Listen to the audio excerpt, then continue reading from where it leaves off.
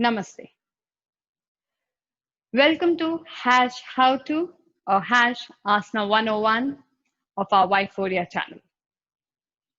Today on our Yphoria channel, we are going to speak about Vrksasana, famously known as the tree pose. I'm Zahabia Walbeck. Let's start.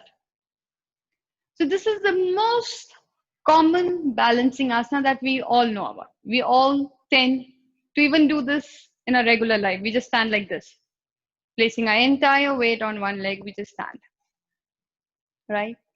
Now, there are few things that you should know about Vrksasana because that will give you or that will help you hold the asana better.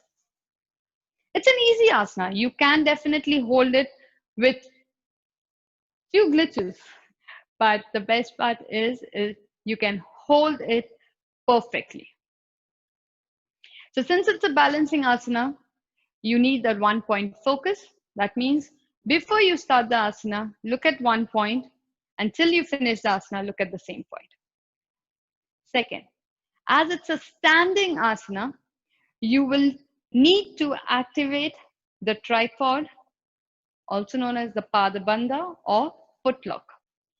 What's that? The base of your big toe, the base of your little toe, and middle of the heel. You're pressing that into the mat and stay. Once immediately you do that, you'll feel that your legs activate. All the muscles are nice and you feel stronger in your legs. At the same time, you'll feel your glutes tighten up a little to give you a stable base. For a balancing asana, you need to have a stable base. Okay, so that's what you need to know because it's a standing asana.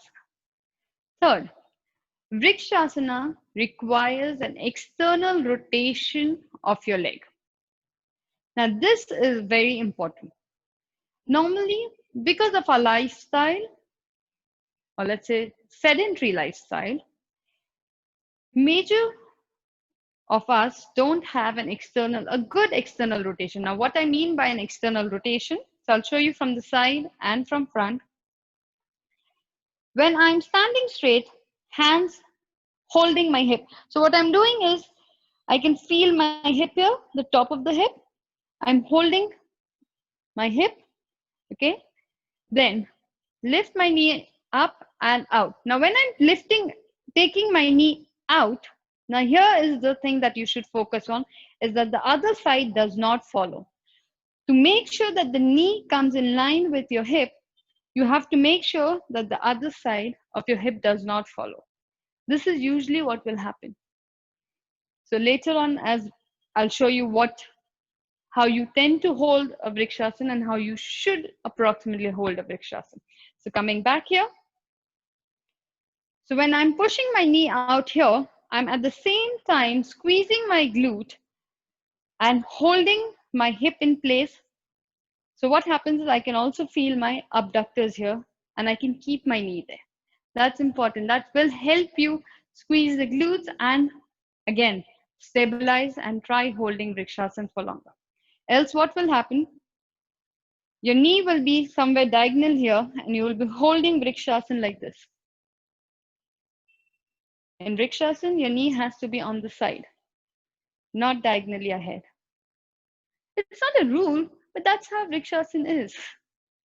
You can do it diagonally ahead. You can keep it loose. But what's the point of doing an asana? If you're not using the right muscles, if you're not able to teach yourself how to get into the right position. Okay. Now, the next thing about Vrksasana is transferring of weight. The minute you lift the knee up, you will notice your hip tends to go out to compensate. So here I'm trying to lift my left knee up. There's a possibility that the weight shift happens towards the right side. Now that could be one because of the muscles on this leg.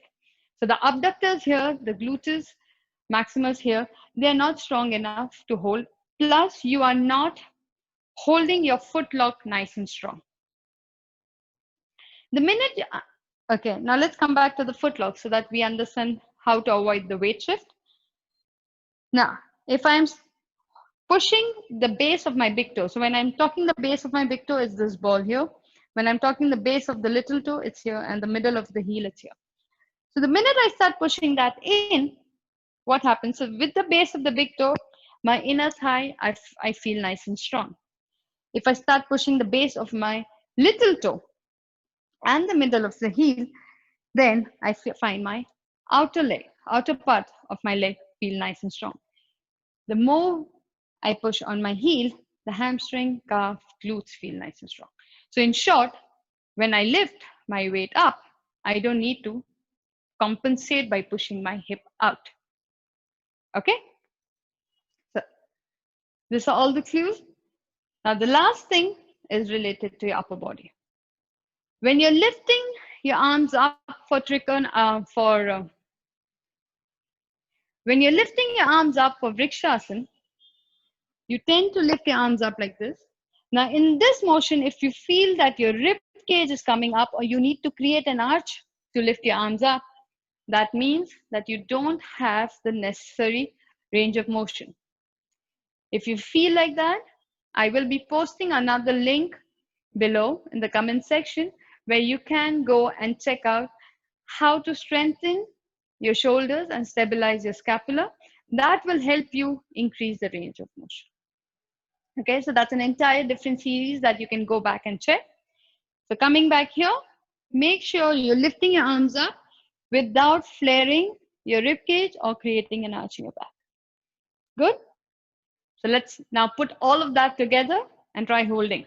Okay, so first focus. Look at one point. Stay there. Now, I'm going to lift my left leg up to get into Vrksasana. So my right foot, activate the foot lock. Make sure you're not locking your knee of your right leg. Slowly lift your left leg up. See, you can do that. If you can do that without any weight shift happening. If you can't, just stay there. Just lift your knee up, hold. First, practice this much before you actually try holding Vrksasana. Okay? Hold, stay there. If you feel you can hold till here without any weight shift happening, then next step, external rotation. And place your foot wherever you can on the cuff. Okay? Why are we doing this? Again, so that we do not use extra support to get into Vrksasana. So for now, we are practicing the little tree, small tree. So small tree is where external rotation, and you place your foot on the cuff. Make sure the hip is not moving, okay? So keep your core engaged. Be aware of this. Slowly lift your arms up. Breathe.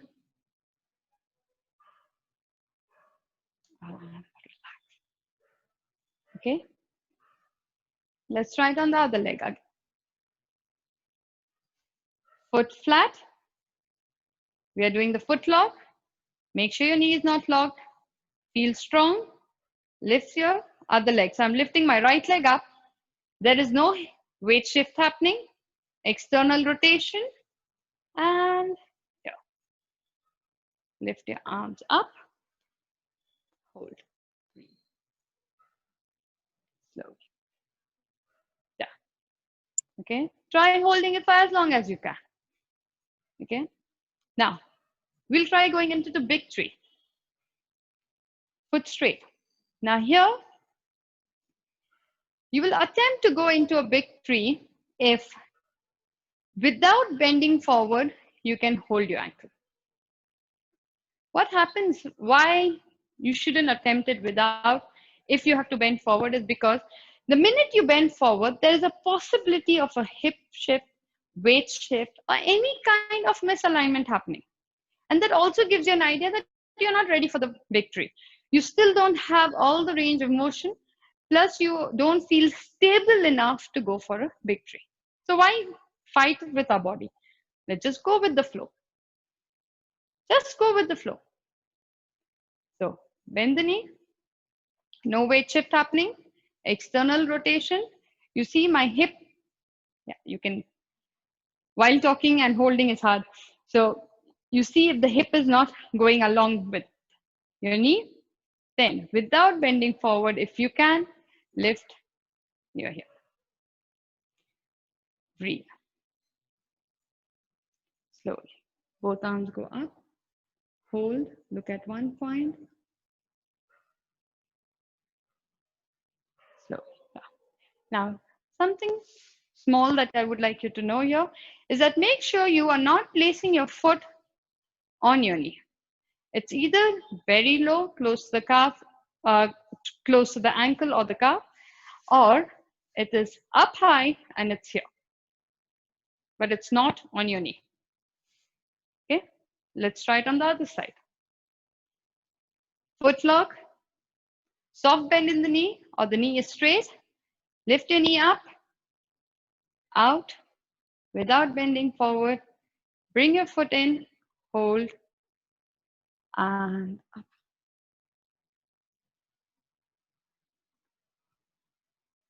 Slowly. Now, there's a common complaint that I've heard in my experience is that my foot tends to slip off. Now, if your pants are slippery, yes, they will slip off.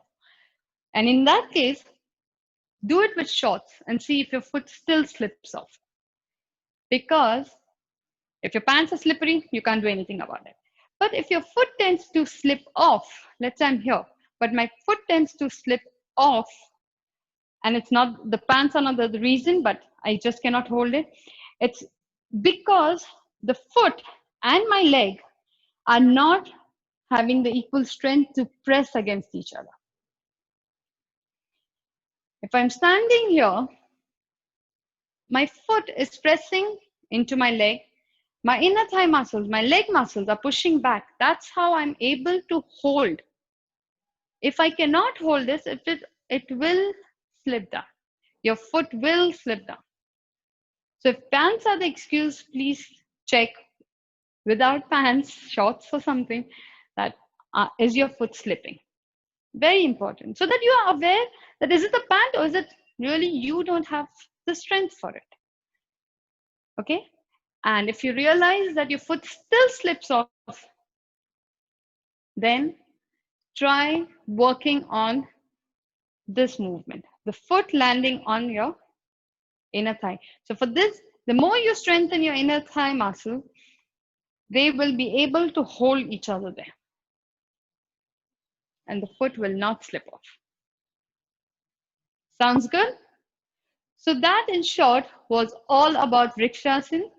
Tree pose, a very simple asana, but so many things that you have to think about or you have to work upon yourself so that you get into a better Vrksasana or a better tree pose.